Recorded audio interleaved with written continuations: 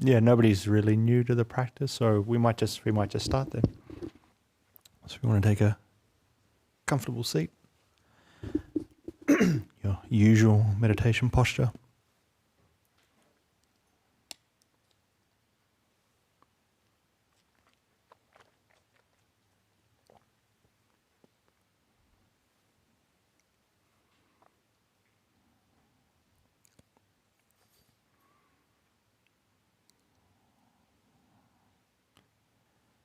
Whatever cares, concerns,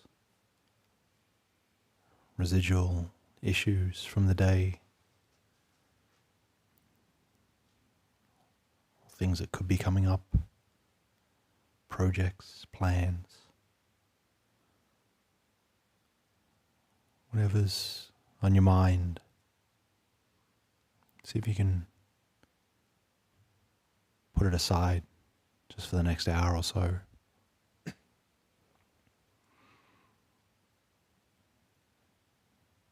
Trying to commit to doing the best you can with the time that you have.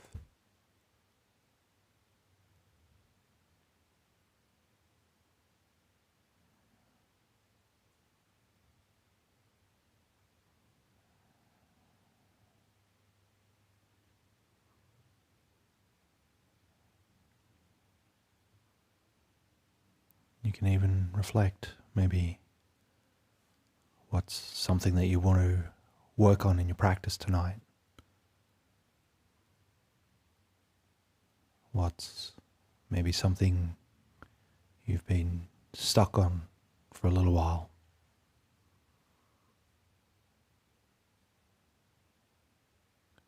Some sort of blockage in your practice.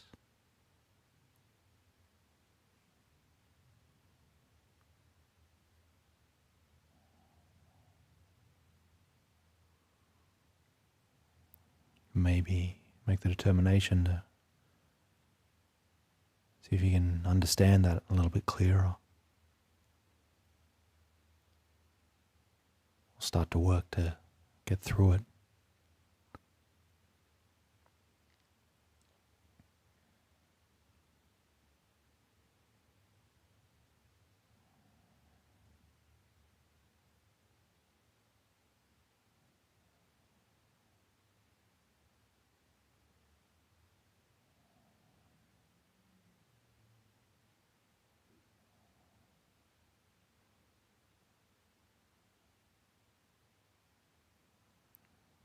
And start to ease in to your practice with whatever you're most comfortable with.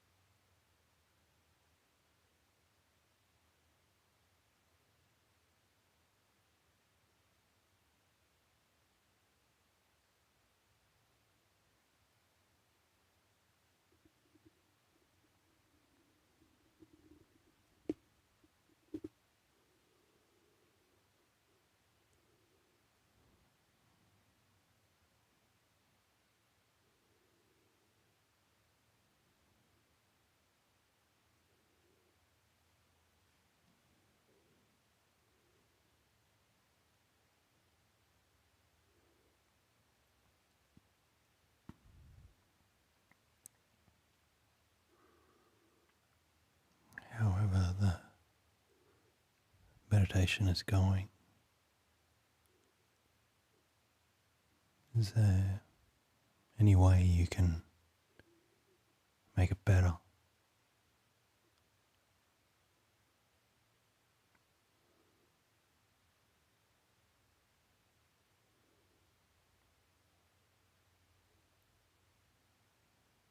Is there something obstructing you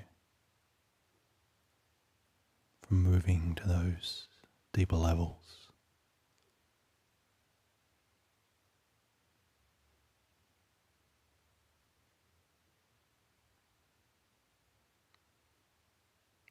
Something you're not paying attention to. You're ignoring.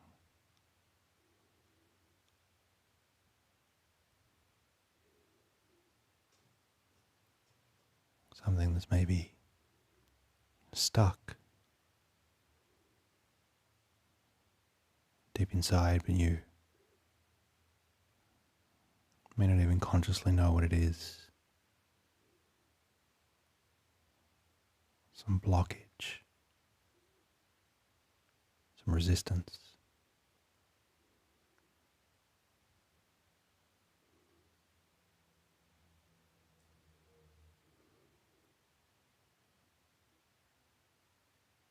What is it that could be in your way?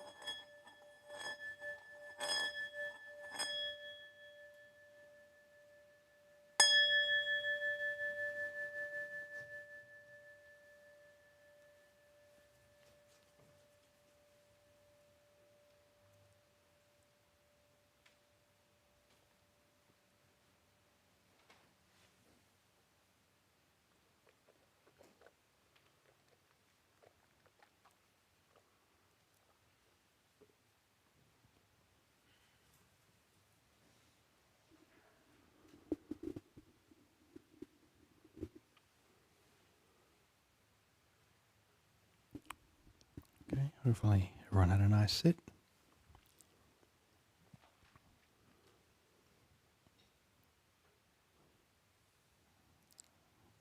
Pass it over to Langdon for a few short announcements while we're all recalibrating back into waking existence. Thank you very much, Ajahn. Just a few announcements about the week coming up. A reminder that there's another guided meditation tomorrow night with our lay teacher. Sandeep's on break, so someone else will be taking that session. That will start at 7:30 here in the hall. That's not available online. Our apologies to the online audience. But we do have online group sits Monday to Friday nights at 7 p.m. Melbourne time with Make Meditation a Healthy Habit, and also New Day, New Mind group sits between 4 a.m. and 6:30 a.m. You can join that at any time that you like. And they are both available on the Discord platform that you can find out more about on our website. Next week's teaching program will be led by Ajahn Ranavihari, and he will be taking both the Sunday morning Dhamma talk and also the guided meditation here next Monday. All the announcements. Are there any questions from anyone here in the hall? One up there, Lang.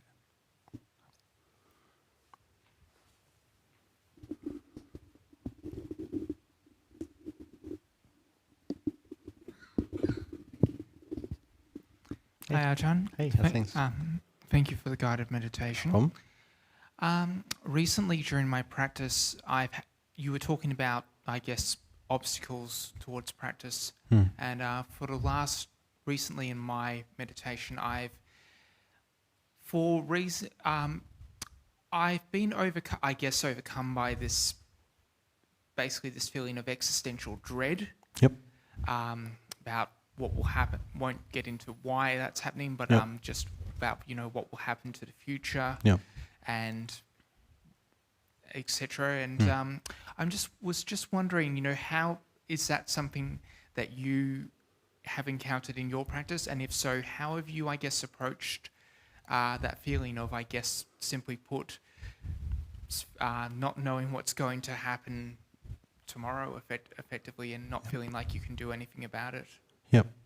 So is it a kind of, so existential dread can come in many different flavors, and I'm familiar with a lot of them. So the flavor of extra existential dread that you're getting, is it more a kind of a worry about the future, or is it? Yeah, effectively a fear of the worry about what will happen in the future, regardless of whatever reason, whether it be past actions or a natural disaster or just anything of the sort.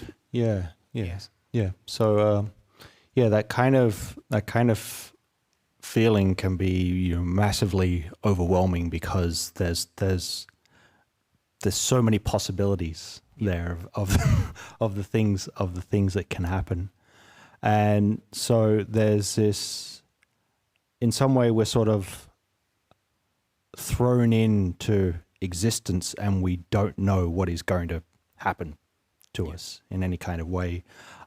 This is the case for everybody in the whole species. So in some way we're faced constantly with the dread of possibilities. We're faced with the dread of the unknown, the dread of uncertainty. And so while there's the backhanded Buddhist reflection on this, well, everything's impermanent, everything's uncertain, all these kinds of things. That's all well and good, but it doesn't kind of fix things most of the time. You're still sort of like locked in with that. So I know everything's uncertain, and that's the problem. It's uncertain and it's terrifying, and and all the possibilities can come along. So I think anybody that really actually looks at their existence hard enough actually should have that. And if they don't, I don't know what you're doing with your life. I don't know what you're doing with your practice if you're not terrified of what can come. And so I mean that in the way of you really don't know what is going to happen in the next few minutes, let alone tonight, tomorrow, next month, next year. And so there's this idea like we should be trying to do all that we can to make that as good as we possibly can. Now, there's that element there of like, okay, we're faced with these like ultimate possibilities, ultimate choice of possibilities, and it's confronting. So we're sort of stuck with, well, we have to make some choice. We have to do something. Whatever's going to come up, we have to move forward in the best possible way we can, knowing that this stuff is, has the potential to happen. So it just sort of becomes a question of like, okay, this is what I've got at the moment, and now how do I best move forward with that? I can't really predict all these things that are going to happen, but how can I just best move forward with that? If, tonight, if I have a stroke, and become paralyzed and I can't get out of my bed anymore, have I actually used tonight to the best of my ability? Have I used tonight to develop the kind of quality of mind states that, that I best possibly can? So for me, kind of facing this kind of existential dread and terror of the unknown,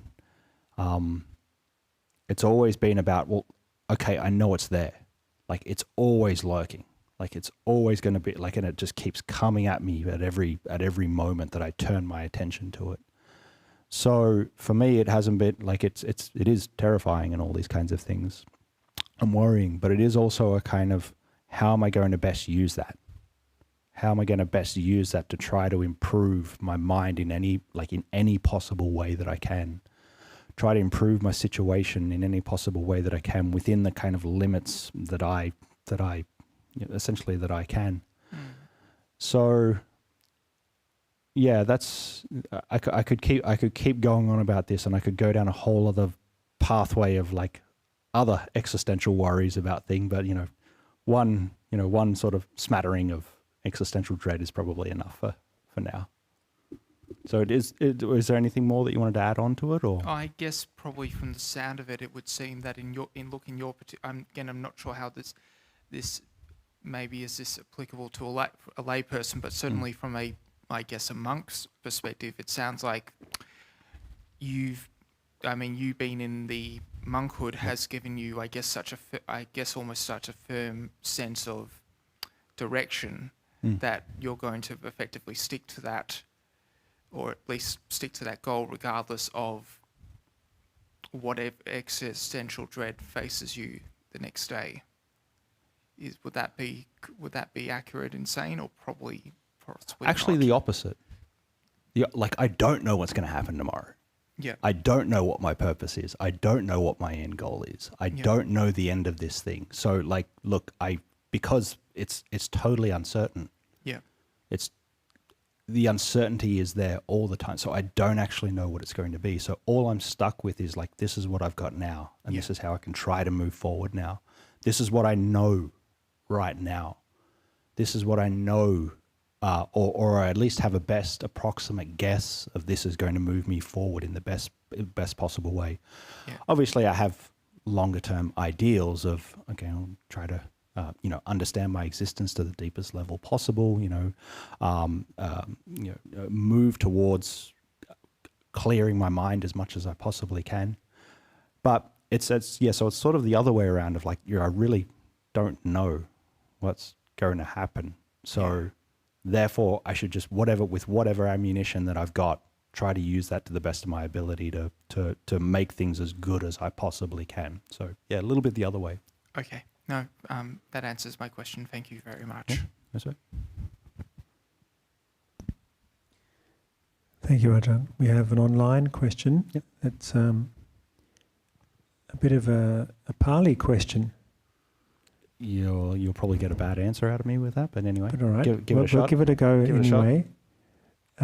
First of all, it starts with the phrase Avidya Pacaya Sankhara. Pacaya Sankhara? Yes, and the question is specifically, how can you explain Pacaya? Yeah. So again, I'm not a Pali scholar. So Pacaya, in my memory of what it means, Pacaya is like it's sort of like a kind of part of a causal process, like Pacaya to build on. So Avidya Pacaya Sankhara. This is the first line of the kind of the standard chant of dependent origination. Avidya Pacaya Sankhara, Sankhara Pacaya Vinyanam, Vinyan Pacaya Namarupang. So that avidya, or this avidya, sometimes we call it ignorance, sometimes we call it delusion. I sort of tend to see it as a kind of fundamental misrepresentation of reality.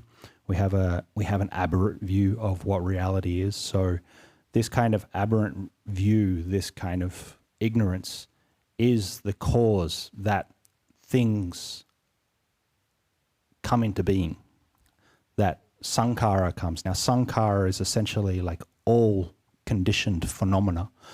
So we can think of sankhara in terms of, if we think about it in terms of the five khandhas, sankhara is like a kind of mental activity in the five khandhas.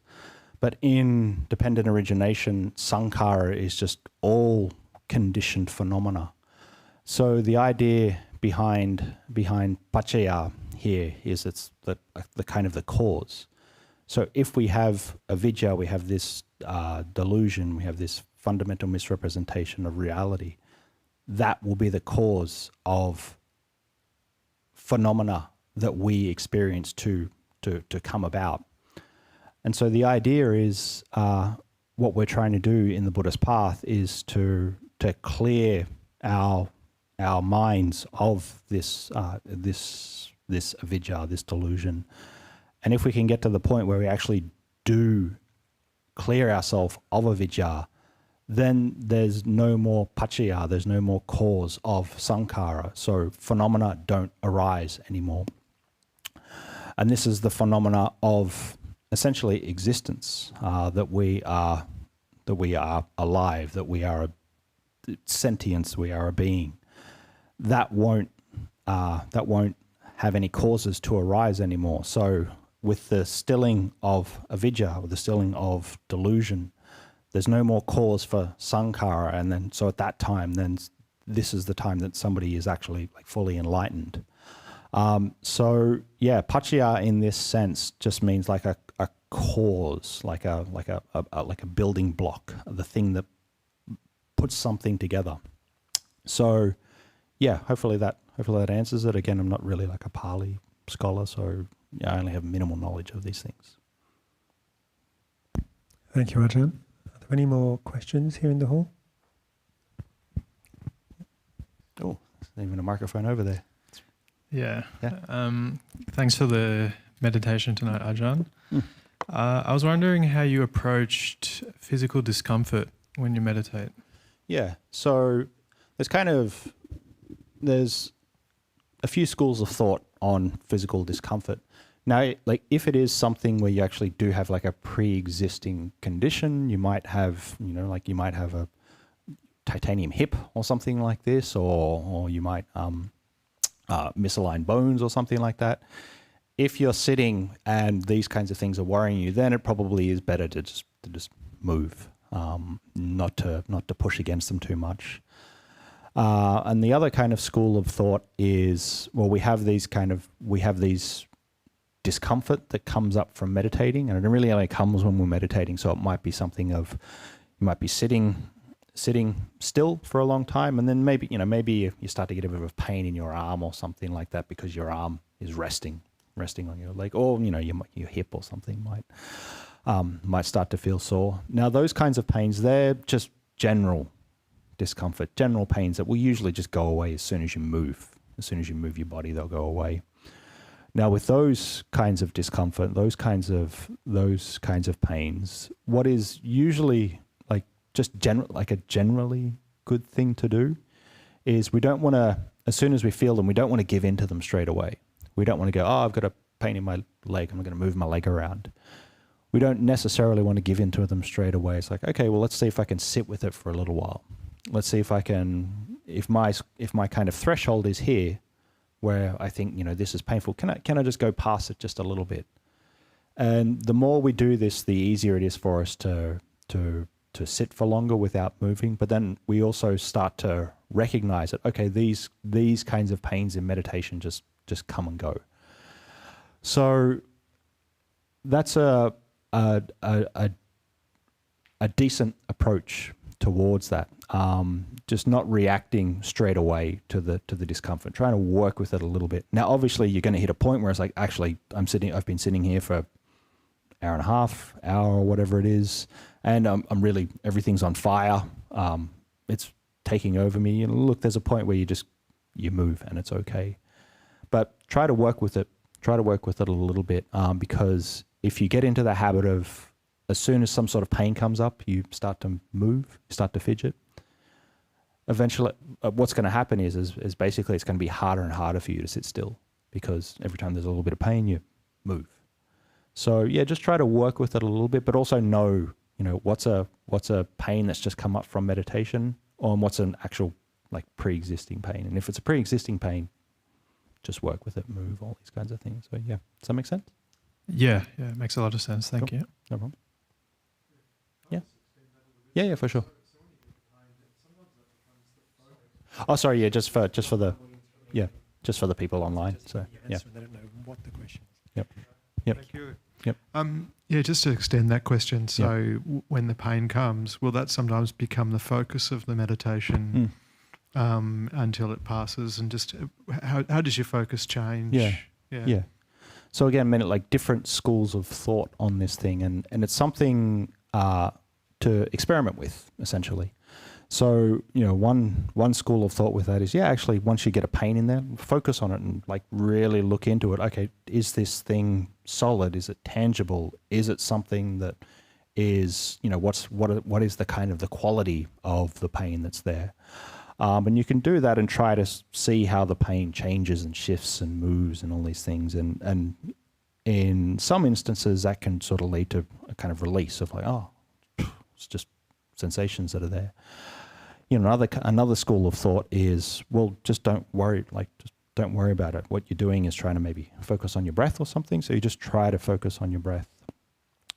So sometimes we have to vacillate back and forth between doing that. You know, if it's just something small, then it's probably just easier to, don't worry about it. Once it is starting to get more intense and it's just naturally drawing your attention in, then you can naturally draw your attention and try to investigate it a little bit more. And then if it really gets like bad, then it's okay, let's just try to go back to the breath or something like that. So we can try different things with it and to see what works for us. So sometimes it might be looking at the pain itself. Sometimes it might be just going back to the meditation object. I remember when I first was a monk, I was in Thailand, and we have this big hall, and it's like a two-story hall. And I was at the time I was very used to just talking to Thais about meditation and things like that. And finally, like a Westerner came along, and he was talking about his meditation. He's like, oh, you know, when I get a pain in my leg, I try to shoot my like consciousness down through my leg, and then like down through to the bottom of the hall, and down to the next level, and then into the ground, and all these kinds of things. And I'm like, what? Like, why? That's ridiculous. He's like, but it works. It works for me. It works and it grounds me, to something, and I can actually see that, you know, for myself, I'm sort of a part of the material structure of the world and all these kinds of things. So I saw that, I listened to that, and I was like, oh, that's ridiculous, but it worked for him. So, and he drew some kind of Dhamma out of it. So there's no really right or wrong way to approach these things. It's just whatever's going to actually work for you, and maybe either make your mind a little bit stiller, or make your mind, or give you a little bit more insight. The one kind of cherry on top of the cake here is that if you do work with pain, it can get to this point where in some way you're sort of battling with it, back and forth a little bit, and then everything just sort of like drop apart. You can drop into this like really, really nice stillness if you're working with it well. Doesn't happen every time, obviously. I'm not just going to go, well, I'm just going to sit here and wait till I get in pain so I can go through like 3 hours of pain so I can get some peace in my mind. You don't want to obviously do that, but it is something that can happen if you're working with pain well. So, yeah. Cool. Thank you, Ajahn. We have another online question. Yep. Hi, Ajahn. What is the best way to let go of flashbacks and images that come during meditation?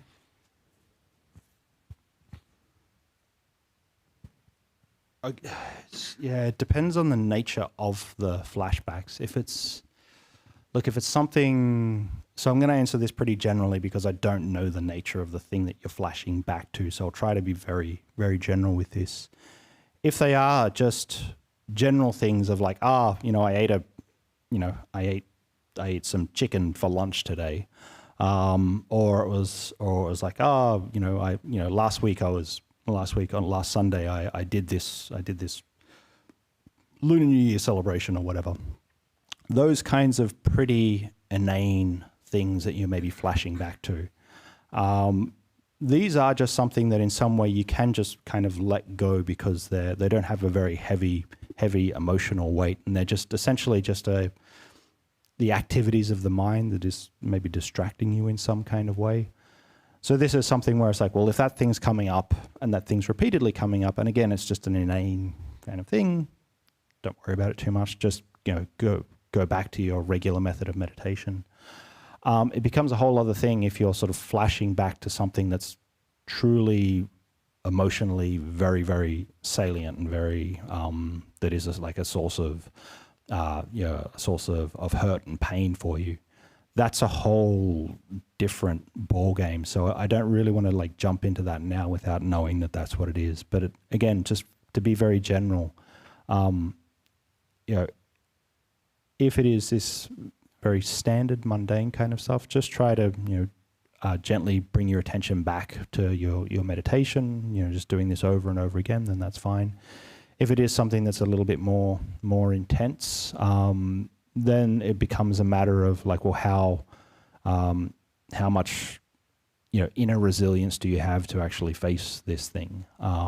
Do you have good support there to be able to face it? Do you have the kind of wisdom there to be able to deal with some of these things? So I'll just, for now, I probably won't say anything too much about that because I don't know the nature of it. So yeah, I'll just keep it general for the moment.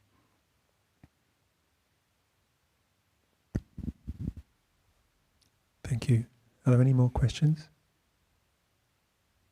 Yeah. Sorry, can we just... So I've just got one question. Yep. So how do so when I wake up in the morning, naturally I have a lot of thoughts in my head. Yep.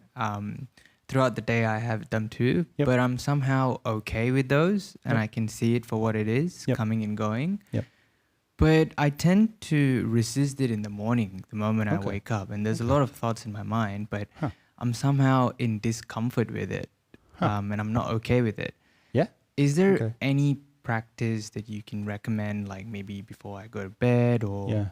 I do meditate when I wake up, but Yep. it's that space when I'm up till I sit, Okay. which I just resist it. Okay. Yeah. What usually makes it better? What is it just a kind of, well, the day rolls on and it just becomes better, or? Yeah, like once I meditate in the morning, from Yeah. then on it gets better. Yeah.